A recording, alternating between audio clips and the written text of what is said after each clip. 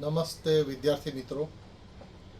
આજે હું તમને રેઝોનન્સ એટલે કે અનુનાદનો પ્રયોગ કરીને બતાવવાનો છું અને એના માટેનું મોડલ તમારી સમક્ષ હાજર છે.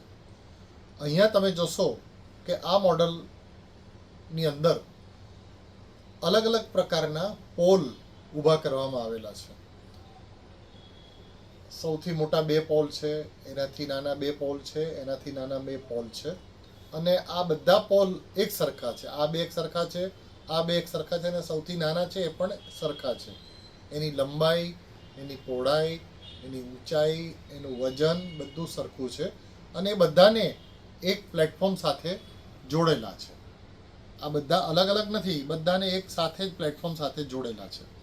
હવે તમે જુઓ કે આ સૌથી મોટા પોલને હું ડિસ્ટર્બ કરીશ તો તમને સામે એના જેવો જ મોટો પોલ છે એ તમને ડિસ્ટર્બ થતો એટલે કે હલતો જોવા મળશે.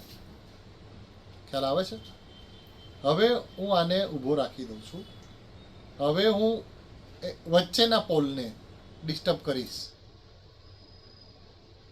તો તમે જોશો તો એની સામેનો પોલ ડિસ્ટર્બ થશે. જો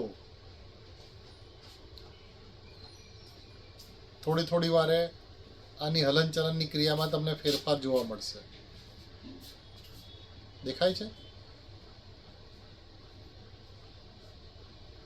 હવે આને આપણે ઊભા રાખી દઈએ છીએ અને સૌથી નાના પોલને આપણે ડિસ્ટર્બ કરીએ છીએ તો બીજા કોઈને કશું થતું નથી, માત્ર આ છે એ જ એકબીજાને અસર કરે છે. હું આમાં પણ કરીશ તો એ પણ આમાં થશે.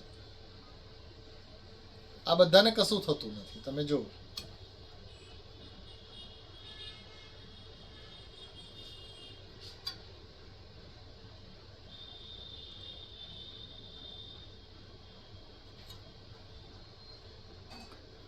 તો ત્યારે આપણને મનમાં પ્રશ્ન થાય કે આવું કેમ થાય?